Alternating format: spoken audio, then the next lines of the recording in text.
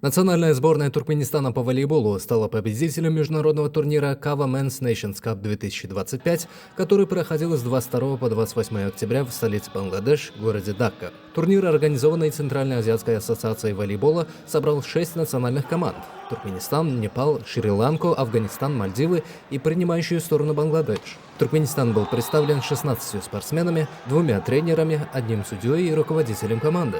Сборная Туркменистана уверенно прошла весь турнирный путь, продемонстрировав высокий уровень подготовки и командной игры. Не потерпев ни одного поражения на групповом этапе, туркменская команда вышла в финальную стадию, где встретилась со сборной Афганистана. Финальный матч, состоявшийся 28 октября, стал настоящим украшением турнира.